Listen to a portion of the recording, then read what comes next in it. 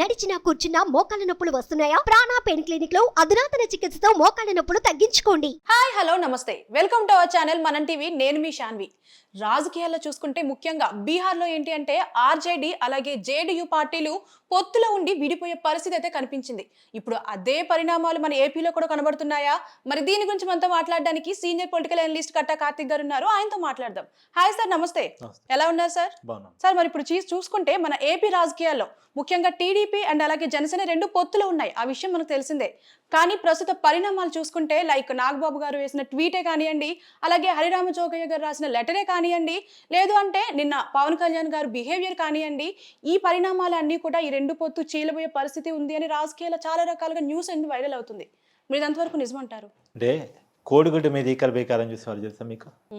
ఇదే యాక్చువల్గా టీడీపీ జనసేన పొత్తు చీలబోతుందా అని. ఎందుకంటే దానికి కారణాలు పవన్ కళ్యాణ్ గారు నిన్న బాడీ లాంగ్వేజ్ 2 స్థానాలు ప్రకటించడం, అది టీడీపీతో సంబంధం లేకుండా ప్రకటించడం. దానికి కారణం టీడీపీ ఆల్రెడీ పవన్ కళ్యాణ్ గారితో సంబంధం లేకుండా 2 స్థానాలు ప్రకటించుండటం. ఇవాళ నాగబాబు గారి ట్వీట్ చర్యకి పరిచర్య ఉంటుందని చెప్పేసి నాగబాబు గారి ట్వీట్. తర్వాత హరిరామజోగి గారు 50-60 స్థానాలు ఇచ్చినప్పుడు పొత్తు ఎందుకు, 30-40 స్థానాల కోసం పొత్తు పెట్టుకోకూడదు, 50-60 స్థానాలు ఇస్తే అని చెప్పేసి ఒక 50-60 స్థానాలు లిస్ట్ అవుట్ చేసి మీడియా ముందు లేఖ రాయటం, ఇవన్నిటినీ కారణాలు. సో ఓ రకంగా మీడియాకి ఈరోజు మేత అనుకోవచ్చు వరకు. అవును.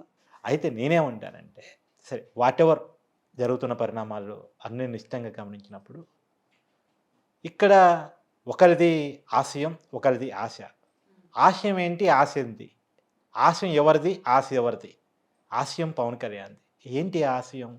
ఎట్టి పరిస్థితుల్లో జగన్ వ్యతిరేక ఓటు చేరనివ్వకూడదు. అవును, ఎట్టి పరిస్థితుల్లో అదే కదా. ఆ రాజమండ్రి సెంటర్ చేయనప్పుడు, చంద్రబాబు గారు జైల్లో ఉన్నప్పుడు, పొత్తు ప్రకటించినప్పుడు పవన్ కళ్యాణ్ గారు చెప్పిన మాట అదే కదా. ఎందుకు జైలు గోడల మధ్య ఆయన పొత్తును ప్రకటన చేశారన్నప్పుడు వైసీపీ వ్యతిరేక ఓటు అంటే జగన్ వ్యతిరేక ఓటు చేరకూడదు అనేటువంటి ఒకే ఒక ఆశయంతో ఆయన పొత్తు ప్రకటన చేశారు. ఆశ ఏంటి, ఆశ ఎవరిది అంటే జగన్ గారిది. జగన్ గారి ఆశ ఏంటి? అన్ని డోర్స్ అన్నీ క్లోజ్ అయిపోయాయి, ఖచ్చితంగా షర్మిల తిరుగుబాటు ఇవన్నీ మనం చూస్తూ ఉన్నాం, అంటే సొంత కుటుంబమే తిరుగుబాటు చూస్తూ ఉన్నాం. సో తన ఓటమికి దారులు కనపడుతున్న వేళ ఖచ్చితంగా తన కుటుంబంలో ఎలాంటి చీరకు వచ్చిందో టీడీపీ జనసేన కూటమిలో కూడా, అంటే టీడీపీ జనసేన కూటమిలో కూడా అలాంటి చీరకను ఆయన కోరుకుంటున్నారు. అంటే దీని వెనక జగన్ గారు అలాగే బీజేపీ ఆయన ఆశ కోరుకున్నారు, ఆయన ఆశ అది కోరుకుంటున్నారు. కోరుకోవడానికి ఆయన ప్రయోగిస్తున్న అస్త్రాలు ఏంటి? ప్రయోగిస్తున్న అస్త్రాలు ఒకటి, జన సైనికుల్లో రెచ్చగొట్టే ప్రయత్నం చేయటం. ఏంది, మీ నాయకుడు సీఎం కాలేడు, చంద్రబాబు సీఎం చేయడం కోసం తాపత్రయపడుతున్నాడు, ప్రయత్నం చేస్తున్నాడు, ఎన్నాళ్ళు మీరు ఊడిగం చేస్తారు, మీకు 30 స్థానాల, 40 స్థానాల, 20 స్థానాల, ఇలాంటి రకాల ప్రచారాలు. రెండో ఎత్తుగడ కూడా వేస్తున్నాడు, త్రూ బీజేపీ ద్వారా ఎట్టయినా వీళ్ళిద్దరిని చేర్చాలని చెప్పేసి. వాస్తవంగా రాష్ట్రంలో ఏపీ ప్రజలందరికీ తెలుసు, ఇన్నాళ్ళు జగన్ వెనకాల ఉంది బీజేపీ అని. పవన్ కళ్యాణ్ గారు సాక్షాత్తు పవన్ కళ్యాణ్ గారే కామెంట్ చేశారు, మీరు జగన్ రక్షించుకోదలుచుకుంటే మా దగ్గర ఎందుకు, మాతో పొత్తులు ఉన్నప్పుడు మాతో ఉండండి, జగన్ గారితో వద్దు అని చెప్పేసి పవన్ కళ్యాణ్ గారు ఓపెన్గా ఒక పబ్లిక్ మీటింగ్లో మాట్లాడారు. అంటే బీజేపీతో పొత్తులో ఉన్న జనసేనకు కూడా అనుమానం బీజేపీ జగన్ వెనకాల ఉంది అనేటువంటిది. కాబట్టి మొత్తం కన్సర్న్లు త్రూ బీజేపీ ద్వారా కథ నడిపించాలి అనేది జగన్ గారి ప్రయత్నం. ఒకటి మళ్ళా జన సైనికుల్లో రెచ్చగొట్టే ప్రయత్నాలు చేయడం అనేది రెండో పాయింట్. ఈ 2 అంశాల ద్వారా ఖచ్చితంగా ఈ పొత్తుకు బీటలు వేయారని చెప్పేసి. అయితే నిన్న నుంచి చాలా ఆనందపడుతున్నట్టున్నారు వైసీపీ వాళ్ళు జరుగుతున్న పరిణామాలను బట్టి. కాకపోతే ఏంటంటే టీడీపీ జనసేన ఈ 2 సమన్వయం పాటించాలి ఖచ్చితంగా. వాళ్ళ ఆశయం కనుక నెరవేరాలంటే, వాళ్ళ ఆశయం కదా ఇప్పుడు జగన్ని ఖచ్చితంగా అధికారం నుంచి దించాలనేది టీడీపీ జనసేన ఆశయం కదా. ఆశయంతోనే కదా వీళ్ళిద్దరు కలిసింది. ఆశయం నెరవేరాలంటే ఇట్లా రోడ్డు మీదకి వచ్చి పోట్లాడుకుంటే కాదు. రెండోది, జనసేనకి ఎన్ని సీట్లు ఇస్తున్నారు, జనసేన ఎన్ని సీట్లు అడుగుతుంది, ఇప్పటి వరకు అన్నీ ఊహాగానేది తప్ప బయటకు వచ్చింది ఏమీ లేదు. విషయం ఎక్కడ స్టార్ట్ అయింది అంటే టీడీపీ అంటే చంద్రబాబు గారు రా కదరా యాత్రలో భాగంగా మండపేటని, తర్వాత అరకు అసెంబ్లీ స్థానాలని టీడీపీ నాయకుడిని ప్రకటించడం ద్వారా వివాదం స్టార్ట్ అయిపోయింది. మండపేట ఏమో టీడీపీకి సిట్టింగ్ స్థానం, జోగేశ్వరరావు గారు అక్కడ ఇప్పుడు ఎమ్మెల్యేగా ఉన్నారు, సిట్టింగ్ స్థానంగా ఆయన ప్రకటించాలని చెప్పేసి టీడీపీ వర్షన్. అరకేమో ఆల్రెడీ జనసేన ఎప్పుడు అడగలే అరకుని, ఇప్పుడు ఆల్రెడీ కొన్ని స్థానాలని జనసేన ఒక రీస్టోర్ చేసి టీడీపీకి ఇచ్చింది, ఈ స్థానాలు మాకు కావాల్సి వస్తుందని చెప్పేసి. ఆ రీస్టోర్లో అరకు లేదు కదా అని దున్నుదొరైన అభ్యర్థిగా ప్రకటించే చంద్రబాబు గారు. అయితే విషయం ఎక్కడ అంటే ఈ మండపేట స్థానంలో జనసేన వాళ్ళు పవన్ కళ్యాణ్ దగ్గర పంచాయతీ పెట్టడం ద్వారా వివాదం స్టార్ట్ అయిపోయింది.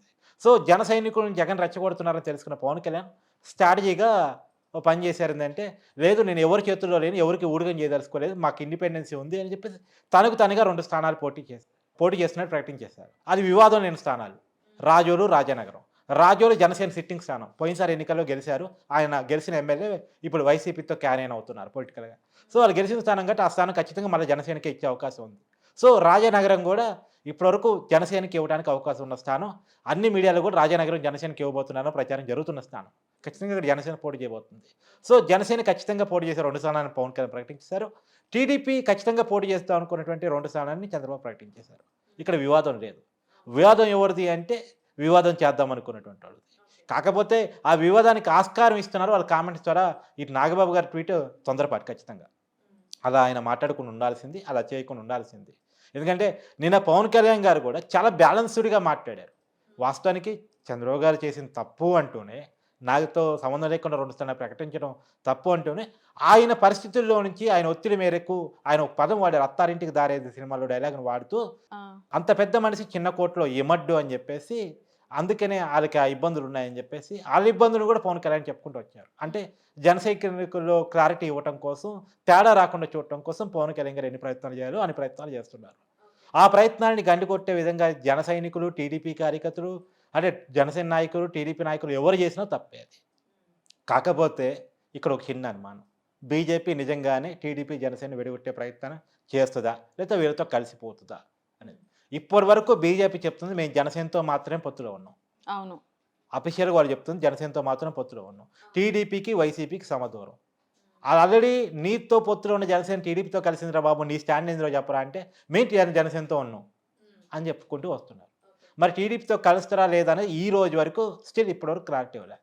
మరి బీజేపీ నైజం చూసినప్పుడు వాళ్ళు ఎదగటం కోసం ఏమైనా చేసే రకాలు. ఇప్పుడు చూడండి, మీరు ఇందాక చెప్పిన ఉదాహరణలోనే ఆర్జేడీకి జేడీయూకి మధ్య పొలలు పెట్టేసి నితీష్ కుమార్ని లాగేసుకుంటుంది. ఇంకోవైపు మనం చూస్తూ ఉన్నాం, దేశంలో మరోసారి మోడీ అధికారంలో రాబోతున్నారు, బీజేపీ అధికారంలో రాబోతుంది. ఆ పరిస్థితులు మనం చూస్తూ ఉన్నాం. కాకపోతే ఇప్పుడున్న పరిస్థితుల్లో ఎవరు బీజేపీతో తగాదా పట్టడానికి సిద్ధంగా లేనటువంటి పరిస్థితుల్లో సహజంగానే బీజేపీ ఎలాంటి స్టాండ్ తీసుకుంటుంది టీడీపీతో పొత్తు విషయంలో అనేటువంటి చూడాల్సి ఉంది. కాకపోతే టీడీపీ చంద్రబాబు నాయుడు ఇప్పటికే కొన్ని కండిషన్స్ పెట్టున్నారు.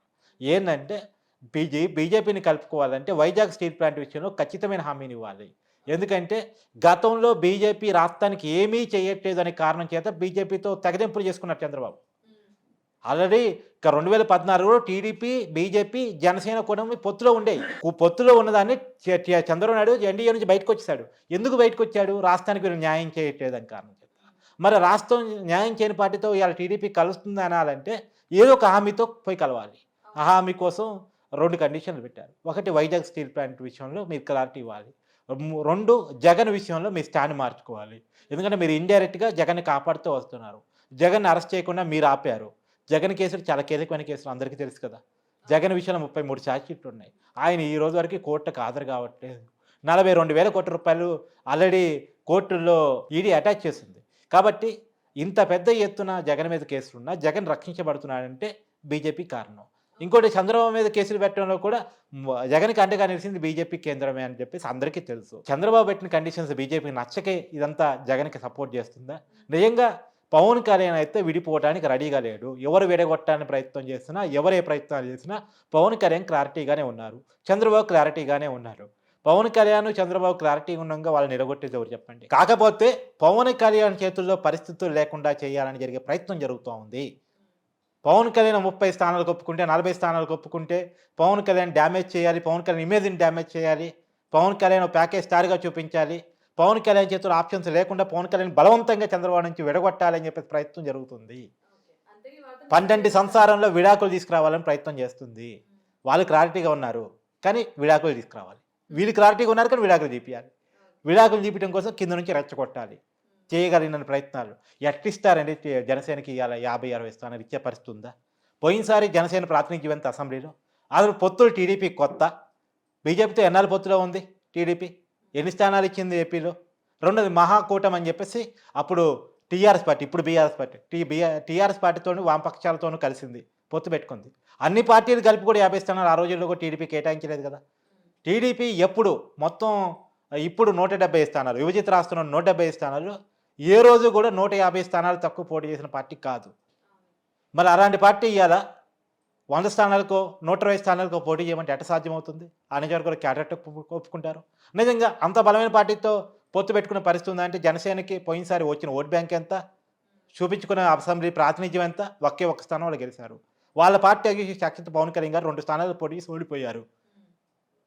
ఇప్పుడు పవన్ కళ్యాణ్ గారికి తెలుసు ఆ క్లారిటీని. పవన్ కళ్యాణ్ గారు స్టేజ్ మీదే ఆయన మాట్లాడుకున్న మాట్లాడుతున్నారు. పాపం నన్ను కూడా ఓడిచ్చారు కదా మీరు, నేను అలా ముఖ్యమంత్రి అభ్యర్థిని అడగను అని చెప్పేసి అంటున్నారు. అవునవును. కానీ పవన్ కళ్యాణ్ సీఎం కావాలి, ఇది పవన్ కళ్యాణ్ అభిమానుల ఆశగా ఎవరో చిత్రీకరించే ప్రయత్నం చేస్తున్నారు. ఓకే. పవన్ కళ్యాణ్కి లేదు ఆశ, పవన్ కళ్యాణ్ క్లారిటీ ఉంది. అవునవును. ఆ క్లారిటీ లేనిది ఎవరికి లేక కాదు, క్రియేట్ చేసే ప్రయత్నం చేస్తున్నారు.